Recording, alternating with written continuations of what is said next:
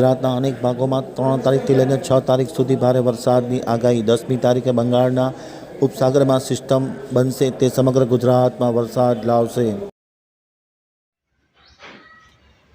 હજુ રાજ્યના ભાગમાં વરસાદ ચાલુ રહેશે. 30મી જૂનથી રાજ્યના કેટલાક ભાગમાં હળવો ભારે વરસાદ ચાલુ રહેશે, કેટલાક ભાગમાં ભારે વરસાદ ઝાપટા પડશે.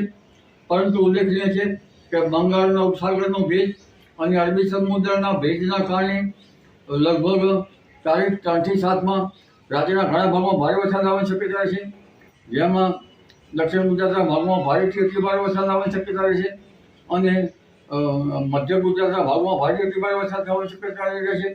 પૂર્વ ગુજરાતના ભાગમાં વધુ અતિ ભારે વરસાદ થવાની શક્યતા છે. પંચમહાલના ભાગમાં કેટલાક ભાગમાં અતિ ભારે વરસાદ થવાની શક્યતા રહેશે. ઉત્તર ગુજરાતના ભાગોમાં ભારે વરસાદ થવાની શક્યતા રહેશે. તેમજ અરવલ્લી સાબરકાંઠાના કેટલાક ભાગમાં ભારે વરસાદ થવાની શક્યતા રહેશે. કચ્છના કેટલાક ભાગમાં ભારે વરસાદ થવાની શક્યતા રહેશે. ઉત્તર સૌરાષ્ટ્રના કેટલાક ભાગમાં ભારે વરસાદ થવાની શક્યતા રહેશે.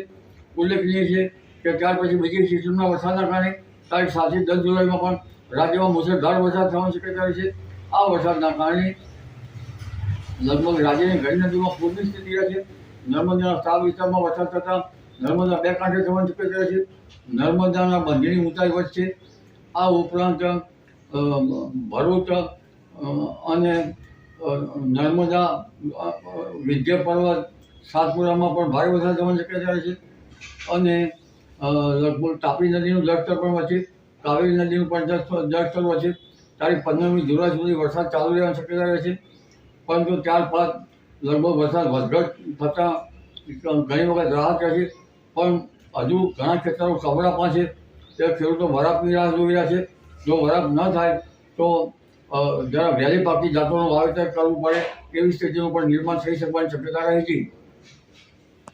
હવે